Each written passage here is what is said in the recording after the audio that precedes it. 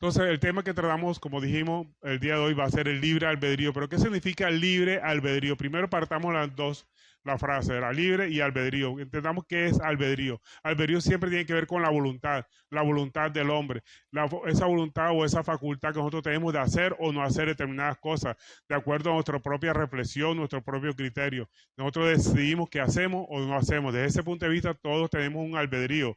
Pero ese albedrío es el poder que tiene el ser humano de tomar decisiones según su elección individual. Cada uno toma su propia elección, cada uno toma su elección de levantarse, de ir a la iglesia, de leer la palabra de Dios. Son inclinaciones que cada uno tiene, cada uno de nosotros tenemos, de hacer nuestra voluntad. Y esa consecuencia que de nosotros tener de poder hacer nuestra propia voluntad nos acarrea responsabilidades con nuestras acciones. Pero no siempre la voluntad es libre. ¿Por qué? Porque desde que nosotros nacemos, nuestra voluntad está cegada, por así decirlo, por el pecado, porque nosotros somos esclavos del pecado desde que nacemos. Está gobernada nuestra voluntad no por la razón, sino por los deseos, el apetito, el antojo y hasta a veces el capricho. Tenemos la naturaleza carnal con tendencia a hacer el mal. Siempre pensamos mal de las cosas, pensamos mal de las personas y nuestra tendencia siempre es el egoísmo, a buscar nuestra propia satisfacción hasta cumplir nuestros propios deseos antes que los deseos de las demás personas, inclusive los deseos de Dios. Siempre estamos nosotros buscando nuestra hegemonía o buscar nuestro propio beneficio antes que el beneficio de Dios y el de nuestro prójimo. Y por consiguiente somos esclavos del pecado porque somos carnales. Desde que nosotros nacemos con esa voluntad sometida o esclavizada al pecado. Miremos lo que nos dice al respecto el Salmo 51, verso 5. Aquí nos escribe David, el rey David, con respecto a esa esclavitud que nosotros tenemos desde que nacemos. En el Salmo 51, verso 5 dice, he aquí en maldad he sido formado y en pecado me concibió mi madre. Es decir, que él sabía que desde que él nació estaba inclinado al pecado, que era esclavo del pecado. ¿Y de dónde viene esa esclavitud del pecado? De un pecado original, ¿verdad?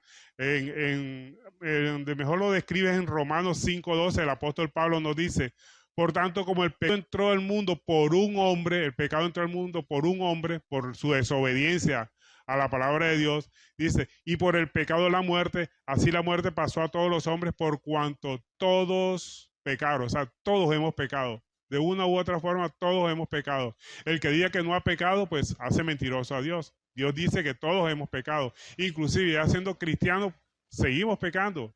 La diferencia entre un cristiano y una persona que no es cristiano es que el que no cristiano se programa para pecar. El no cristiano puede pecar accidentalmente, pero siempre recurre a la fuente inagotable de perdón, que es nuestro Señor Jesucristo. Por eso la palabra de Dios nos dice, si alguno ha pecado y se refiere a los cristianos, abogado tenemos para con el Padre, nuestro Señor Jesucristo, que es nuestro abogado, nuestro intercesor ante el Padre Celestial. Y esa inclinación a hacer lo malo, de que estamos haciendo siempre el pecado, se debe a que nuestro corazón está lleno de malos deseos, o lo que la Biblia conoce comúnmente llama como concupiscencia, o sea, inclinación al mal. Todo lo tenemos, todo. La palabra de Dios nos da muchas pautas para dominar esa inclinación a hacer el mal, esa codicia, el egoísmo y esas pasiones desordenadas que nos llevan a violentar la voluntad de Dios y obviamente a pecar contra nuestro prójimo. Así nos dice Santiago 1:13, dice, cuando alguno es tentado, no diga que es tentado de parte de Dios, porque Dios no puede ser tentado por el mal, ni él tienta a nadie, sino que cada uno es tentado cuando de su propia concupiscencia es atraído y seducido. O sea, todos tenemos concupiscencia. El único que nunca tuvo concupiscencia fue nuestro Señor Jesucristo. Pero todos tenemos concupiscencia, o sea, inclinación a hacer lo malo. Entonces, de esa concupiscencia nosotros tenemos que dominarla porque no seremos atraídos y seducidos y nos va a llevar a pecar y el pecado nos lleva a la muerte porque la paga del pecado, o sea, la consecuencia del pecado es la muerte. A muchos les gusta pecar y podríamos decir que hasta el pecado es delicioso, es rico, pero nadie quiere son las consecuencias del pecado. La Biblia nos dice que la consecuencia del pecado es la muerte. Pero muchos dirán, pero fulano o personas pecan, nosotros hemos pecado y seguimos viviendo. Sí, pero cuando la Biblia habla de muerte, se refiere a la muerte espiritual. Cada vez que nosotros pecamos, nos estamos alejando de Dios. Y al alejarnos de Dios, nos alejamos de su misericordia, de su protección. Y la ira de Dios estaría sobre nosotros. Pero no es que Dios se aire contra el pecador, sino que la misericordia de Dios no está con las personas que son pecadoras o las que se programan o ejercitan el pecado. Entonces vemos que hay dos clases de personas, unas que son las que nacen pecadoras, o sea, cuando nosotros nacemos, que nacemos pecadoras, y la otra es que nuestra voluntad tampoco, cuando nos convertimos al cristianismo, tampoco es libre. Cuando recibimos a Cristo como nuestro Señor, es precisamente Cristo nuestro Señor el que nos gobierna. O sea que la voluntad nunca está libre, o está sometida a los deleites de los pecados, a nuestras pasiones y nuestros deseos, o está sometida a la voluntad de Dios. Si nosotros tenemos la voluntad sometida a Dios, es porque ha existido un cambio de naturaleza, de esa naturaleza pecadora a una naturaleza ya espiritual, conforme a su palabra, experimentando el nuevo nacimiento y nos convierte en personas espirituales, porque nosotros nacemos carnales, pero para que nos convirtamos en espirituales necesitamos cambiar nuestra naturaleza pecaminosa. En Juan 3:6, nuestro Señor Jesucristo dice, lo que es nacido de carne, carne es, y lo que es nacido de espíritu, espíritu es. Y Efesios 4:22, el apóstol Pablo nos dice a través, inspirado por el Espíritu Santo, nos dice, en cuanto a la pasada manera de vivir, despojado del viejo hombre que está viciado conforme a los deseos engañosos, y renovados en el espíritu de vuestra mente. O sea, aquí es donde está el problema de nosotros, en nuestra mente. Pero no quiere decir que pongamos la mente en blanco, ni estoy hablando de poder mental, ni mucho menos, sino estoy hablando de renovar nuestro entendimiento, nuestro conocimiento conforme a la palabra de Dios y desechando toda esa costumbre o entendimiento que teníamos anteriormente. Dice, y renovados en el espíritu de vuestra mente y vestidos del nuevo hombre, creados según Dios en justicia y santidad. Ahora, ¿cuáles son las consecuencias que tienen las personas carnales de que nosotros nacemos y no conocemos de Cristo? ¿Cuáles son las consecuencias? Que estamos condenados a la muerte, como dice la palabra de Dios. La paga del pecado es muerte, pero cuando la Biblia habla de muerte, se refiere a la muerte espiritual. ¿Y qué significa muerte espiritual? Ruina. Se refiere también a desastre, estar apartado de la misericordia de Dios. Eso es lo que dice la palabra de Dios cuando dice que la paga del pecado es muerte, pero la dádiva, el regalo de Dios es vida eterna en Cristo Jesús, lo dice en Romanos 6:23. Entonces, el castigo de Dios, la ira de Dios se refiere a estar apartado de su misericordia por rechazar a Cristo, que es el regalo de Dios. Dios nos ha dado un regalo precioso que es la obra redentora que hizo Cristo en la cruz del Calvario. Nosotros somos salvos no por nuestras obras, por nuestras buenas obras, sino por la obra que Cristo hizo en la cruz del Calvario, la cual tenemos que aceptar como nuestro Salvador, que esa obra es la que nos salva, porque así como dice 1 Corintios capítulo 15, verso 3, que dice que Cristo murió por nuestros pecados y resucitó conforme a las Escrituras. Entonces tenemos que basarnos siempre en la obra redentora de Cristo. A través de esa obra redentora es que nosotros somos salvos, no por obras, para que nadie se gloríe. Y esas son las consecuencias si nosotros somos espirituales, o sea que no hemos experimentado el nuevo nacimiento. Pero si hemos experimentado el nuevo nacimiento, es decir, que somos espirituales, que nos hemos convertido, o sea, nos hemos transformado en nueva criatura, eso quiere decir que tenemos nueva vida, tenemos vida nueva, porque anteriormente estábamos muertos en nuestros deseos pecaminosos y ahora estamos vivos, tenemos una vida nueva, y la vida nueva significa que ya no vivimos conforme a nuestros criterios, nuestros patrones, sino conforme a la palabra de Dios. Y tenemos también garantizada vida eterna, que es la promesa de Dios cuando nosotros hacemos la voluntad de Dios. Romanos 2:7 nos dice, vida eterna a los que perseverando en bien hacer buscan gloria y honra e inmortalidad. Entonces vemos que las consecuencias de las personas que son espirituales, los convertidos, los que han sido transformados, los que han recibido a Cristo en su corazón, los que han experimentado el nuevo nacimiento, es que tienen vida nueva y tienen la esperanza de vida eterna en Cristo Jesús. Pero hay otra consecuencia también para los espirituales, que no lo tienen los carnales, que tenemos una lucha espiritual constante contra el pecado. Los que no han experimentado el nuevo nacimiento no tienen lucha contra el pecado, simplemente hacen lo que su concupiscencia, sus deseos carnales lo invitan a hacer, o los obligan a hacer porque son esclavos del pecado. Pero el cristiano, el que ha nacido de nuevo, tiene una lucha espiritual contra su propia concupiscencia. Y hay una lucha entre la concupiscencia y la fe. Entonces estamos, como algunos dirían, lucha entre la fe contra el pecado. Pero no luchamos con nuestras propias fuerzas, porque con nuestras propias fuerzas no podemos dominar el pecado. Es como tratar de apagar fuego con gasolina. Lo prendemos más, ¿verdad? Nosotros no podemos dejar de pecar con nuestras propias fuerzas, sino con el poder de su poderoso Espíritu Santo. Acuérdense que nuestro Señor Jesucristo dijo, sin mí nada podéis hacer. O sea que solamente podemos enfrentar el pecado con su poder, no con nuestras propias decisiones. o nuestra propia fortaleza. Efesios 2:7 nos dice: vida eterna a los que perseverando a hacer el bien buscan gloria, honra e inmortalidad. Y Efesios 6:10 nos dice: por lo demás, hermanos míos, fortaleceos en el Señor y en el poder de su fuerza. Ahí es donde viene nuestra fortaleza. Nuestra fortaleza no viene de no voy a pecar, no voy a mirar, no voy a hacer esto, no, sino cuando usted vea la debilidad que puede pecar, que puede sucumbir ante los deseos carnales, busque la fortaleza del Señor. Pídale en oración: Señor, tengo esta debilidad por hacer esto, otro, que sé que está mal ante tu presencia, ante tus ojos, ante tu mirada, porque tu palabra lo dice que es pecado. No quiero hacerlo, Señor, pero con mi fuerza no puedo. Imploro, Señor, que tú me des la fortaleza para no hacerlo, Señor. Entonces el Señor, que es rico en misericordia, nos dará fortaleza.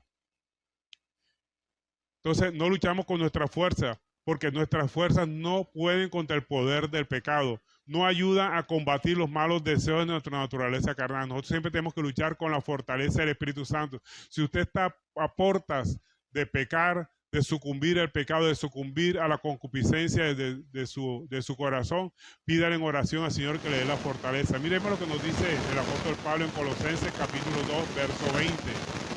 Aquí en Colosenses 2:20 nos da una clara instrucción el Señor de que con nuestras fuerzas no podemos vencer el pecado. Siempre será con el poder de su fuerza. Colosenses 2:20 nos dice: pues si habéis muerto con Cristo en cuanto a los rudimentos del mundo, ¿por qué, como si vivieses en el mundo, os sometéis a preceptos tales como no manejes, no gustes, ni toques, de conformidad a los mandamientos y doctrinas de hombre? Cosas todas se destruyen con el uso. Tales cosas tienen a la verdad cierta reputación. Sí, es bueno, ¿verdad? No mirar, no tocar, hacer cosas que son indebidas entre los ojos de Dios. Tales cosas tienen a la verdad cierta sabiduría, de sabiduría humana, en culto voluntario, en humildad y duro trato con el cuerpo, pero no tienen valor alguno contra los apetitos de la carne. O sea, eso es: no guste, no toque, no maneje, no mire. Es bueno que usted lo aplique, pero eso no tiene ninguna fuerza contra los apetitos de la carne. La mayor fortaleza que nosotros tenemos para luchar contra el pecado es siempre buscando la fortaleza del Señor. Pídale al Señor en oración que le dé la fortaleza. Es decir, que nosotros no luchamos contra el pecado con nuestra propia fuerza, como no mires, no toques, no guste, no hagas aquello, no hagas esto otro, no te pongas esta clase de ropa. No, luchamos con el poder de su Espíritu Santo. Si usted sabe que eso es malo entre los ojos de Dios y no puede contra esa inclinación a hacer ese pecado o esa acción, pídale en oración al Señor, y Él, que es rico en misericordia, le dará el poder suficiente para no sucumbir.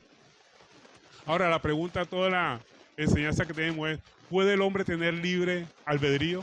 Sabemos que albedrío es voluntad, pero la voluntad del hombre está esclavizada al pecado. Ahora, ¿cómo hace el hombre para tener libre albedrío, para poder tener una voluntad libre? Bueno, eso es lo que ese es el objetivo de la enseñanza de hoy. Podríamos decir que el hombre tiene libre albedrío relativamente. ¿Por qué? Porque cuando nosotros nos levantamos, nosotros decidimos qué ropa nos ponemos, si nos bañamos o no nos bañamos, si salimos o no salimos, si estudiamos o no estudiamos, si hacemos una cosa o no hacemos esta otra cosa. Desde ese punto de vista podríamos decir que tenemos libre albedrío. Algunos dirían, ¿verdad? Si lo miramos desde ese punto de vista, que usted tiene el poder de decidir qué hacer o no hacer, podríamos decir que tiene un libre albedrío. Pero eso es un libre albedrío relativo, porque aunque puede elegir determinadas cosas, no puede amar a Dios, no puede obedecer a Dios, no puede dejar de pecar, no puede dejar de hacer cosas indebidas. ¿Por qué? Porque está sujeto a la esclavitud del pecado. Entonces vemos que es un libre albedrío relativo. Puede hacer algunas cosas, pero otras estamos esclavizados a hacerlas, como el pecar. Muchas personas dirán: no, yo tomo donde quiera. Sí, una persona puede embriagarse y puede embriagarse donde quiera, pero no puede dejar de embriagarse. O sea, ella es libre de embriagarse donde ella quiera, pero no puede dejar de embriagarse. Una persona puede ser libre de adulterar con quien quiera, pero no es libre del adulterio. Entonces, el único que nos da libertad es Cristo Jesús. Por eso Él dijo: si el Hijo os libertare, seréis verdaderamente libres. Entonces vemos aquí cómo hay un libre albedrío relativo. O sea, es relativo de que usted puede decidir qué hacer o no hacer, pero no tiene la facultad para seguir o amar a Dios o para dejar de pecar. Entonces vemos que el hombre realmente no tiene libre albedrío. Entonces es un no negativo, relativo. No relativo porque puede hacer algunas cosas, pero otras no las puede hacer. Pero el hombre caído tiene esa naturaleza pecaminosa por la cual no puede seguir a Cristo. Ya lo dijimos, ¿verdad? ¿Por qué? Porque es esclavo del pecado. No tiene libertad para venir a Cristo. En Romanos 7:14 nos dice el apóstol Pablo, porque sabemos que la ley es espiritual, mas yo soy carnal, vendido al pecado. Todos somos, desde que nacemos esclavos del pecado. Y el apóstol Pablo, siendo apóstol, vemos que tiene una lucha contra el pecado. Sigue diciendo el verso 15, capítulo 7. Porque lo que hago no lo entiendo, pues no hago lo que quiero, sino lo que aborrezco, eso hago. Él mismo reconocía que tenía su naturaleza carnal y que tiene una lucha interna contra el pecado, y esa lucha la tenemos todos nosotros. Y en el verso 19 del capítulo 7 del mismo Romanos nos dice, porque no hago el bien que quiero, sino el mal que no quiero, eso hago. Y si hago lo que no quiero, ya no lo hago yo, sino el pecado que mora en mí. El pecado mora en cada uno de nosotros. Entonces, vemos aquí que el hombre no tiene libre albedrío. Tiene libre albedrío para algunas cosas, o sea, es libre para hacer algunas cosas, pero para dejar de pecar, definitivamente no puede hacerlo si no tiene a Cristo en su corazón, si Cristo no es su Señor. Ahora, ¿cuándo realmente el hombre tiene libre albedrío? Vamos a verlo. Cuando el hombre se ha hecho una nueva criatura, es decir, que ha dejado esa naturaleza carnal para convertirse en un ser espiritual. Cambiar esa naturaleza. Pongamos un ejemplo. Hay una paloma y un gallinazo. Usted no puede hacer que el gallinazo coma maíz ni que la paloma coma inmundicia, ¿verdad? Cada uno tiene su propia naturaleza que lo inclina a comer lo que es su propia naturaleza. La paloma comerá maíz, comerá granos, y el golero comerá desperdicio, comerá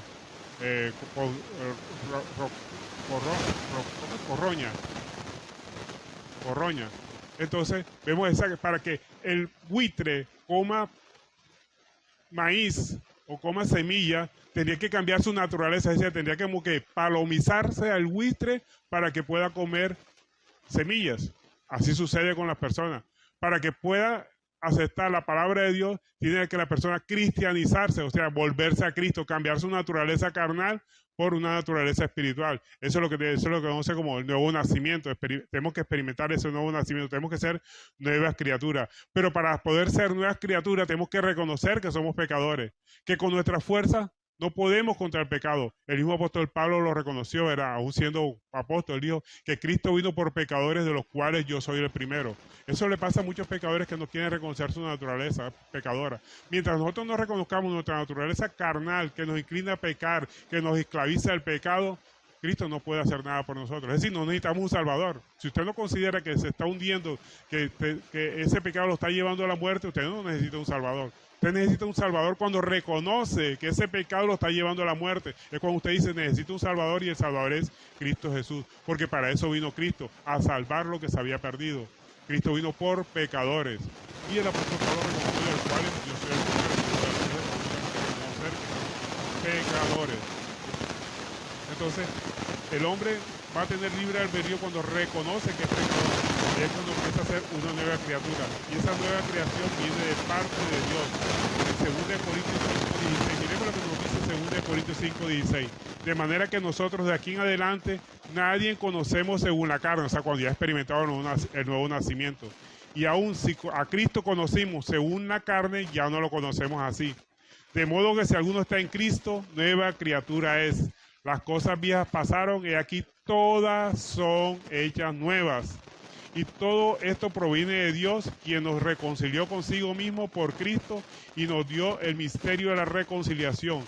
Que Dios estaba en Cristo reconciliando consigo al mundo, no tomándoles en cuenta a los hombres sus pecados, y nos encargó a nosotros la palabra de reconciliación. Entonces, vemos aquí cómo nosotros nos convertimos en nueva criatura cuando obedecemos a Cristo, cuando reconocemos que somos pecadores y que por esa condición de pecadores estamos condenados a la muerte, que necesitamos un Salvador y que el Salvador es nuestro Señor Jesucristo. Para eso vino Cristo. Y entonces, cuando nosotros reconocemos que somos pecadores y que necesitamos un Salvador y que Cristo es el único que nos puede salvar, que Cristo se hace Señor nuestro, lo aceptamos como nuestro Señor, el efecto es que realmente vamos a ser libres. Podemos verdaderamente elegir en seguir en la esclavitud del pecado o obedecer a Cristo, que más nos conviene a nosotros. Vea, y a Dios le convendría le daría lo mismo si usted se pierde o no se pierde, pero Él de su amor es tan grande que Él no quiere que nadie se pierda, que Él quiere que todos lleguen al conocimiento. Dios seguirá siendo Dios, así nos perdamos nosotros, pero Él no quiere que nadie se pierda. Él quiere que todos lleguen al conocimiento para que todos sean salvos. Y así, si Cristo nos liberta a nosotros, a través de su palabra seremos verdaderamente libres. Podríamos decir que sí, tendríamos libre albedrío si Cristo nos liberta a nosotros. Y miremos lo que nos dice 1 Juan capítulo 2, verso 1, nos dice el apóstol aquí. Dice, hijitos míos, estas cosas os escribo para que no pequéis. Y si alguno hubiere pecado, abogado tenemos para con el Padre, a Cristo el justo, a Jesucristo el justo. Entonces vemos aquí cómo la palabra nos enseña que muy a pesar de que estemos caminando en el cristianismo podemos pecar, pero si alguno ha pecado, se refiere al cristiano, abogado tenemos para con Cristo, a Jesucristo, es el que es nuestro intercesor, nuestro abogado para con el Padre. Y a través de él podemos tener redención y podemos tener la salvación que todos queremos. Y en Filipenses 3:13 nos dice, hermanos, yo mismo no pretendo haberlo ya alcanzado, pero una cosa hago, olvidando ciertamente lo que quedó atrás, extendiéndome a lo que está delante. Prosigo a la meta, el premio del supremo llamamiento de Dios en Cristo Jesús. Es decir, que si usted se cayó en pecado, levántese nuevamente, pídale perdón al Señor y el Señor le dará fortaleza para no volverlo a hacer y seguir caminando en esta vida cristiana. Esta vida cristiana no es fácil, pero con la ayuda del Señor Jesucristo podemos seguir adelante. Dios no nos ha prometido que no habrán vicisitudes, que no habrán problemas. Jesucristo dijo, en el mundo tendréis tribulaciones, tendréis problemas, pero confiad, yo he vencido al mundo. O sea que tenemos que seguir adelante, tenemos que seguir perseverando en la obediencia a la palabra de Dios. Si hemos caído en pecado, pidámosle perdón a Dios, que Él es grande en misericordia y perdonador. Para concluir, podríamos decir que somos libres cuando seguimos a Dios por amor, no por obligación y por miedo. Miedo al infierno, miedo a esto. No, seguimos a Dios por amor. Ahí es cuando nosotros realmente somos libres, que seguimos a Dios por amor. Pero también cuando seguimos a Dios no con nuestras fuerzas, sino con las fuerzas de su poder, del poder del Espíritu Santo, dejamos nosotros de pecar. Ya no hacemos que no voy a mirar para allá, no voy a hacer esto otro porque eso es pecado, no, sino con la fuerza de su poder, de su amor, le pedimos misericordia al Señor para que nos ayude a seguir adelante, a no sucumbir ante las tentaciones del pecado. Por eso el apóstol Pablo nos dice en Gálatas 5:1, está firme en la libertad con que Cristo nos hizo libres y no entréis otra vez a estar sujetos del yugo de la esclavitud. O sea, que no volvamos atrás, sino que sigamos adelante. Cuando somos libres podemos hacer obras fundadas en el amor a Dios, sin egoísmo, porque cuando no éramos cristianos hacemos buenas obras, pero para que nos viéramos como benefactor, de que ayudábamos a determinadas personas, o que yo era un dadivoso con las personas. No, hacemos las buenas obras por amor, no esperando nada a cambio, porque todo lo hacemos por amor a Dios. Y podemos servir unos a otros, amando a Dios. Es lo principal. Si nosotros amamos a Dios, podemos hacer lo que queramos. Cuando usted ama a Dios, usted no va a pecar, porque podemos hacer lo que quiera, todo fundado en el amor a Dios. El amor a Dios es lo más importante. Cuando tenemos amor hacia Dios, podemos hacer lo que quiera y siempre sabremos que no iremos a pecar ni contra Dios ni contra nuestro prójimo, porque está fundado en el amor. Porque la prueba del amor es la obediencia a Dios. La única forma que usted puede decir que realmente ama a Dios es porque lo obedece, porque se somete a su palabra. Y como dice el apóstol Pablo en Efesios 2:10, porque somos lectura suya, creados en Cristo Jesús para buenas obras, de las cuales preparó de antemano para que anduviésemos en ellas. Cristo preparó buenas obras para que anduviésemos en ellas, pero todo fundado en el amor, en la obediencia a su palabra, y sabiendo que nosotros somos fortalecidos en su poder para no sucumbir al pecado. Con nuestras fuerzas podemos hacer nuestra voluntad y podemos terminar en la muerte, ¿verdad?, en pecado, pero con el poder de su amor, con el poder de Dios, podemos hacer su voluntad y podemos tener la vida eterna. Entonces, podemos tener el libre albedrío solamente haciendo su voluntad cuando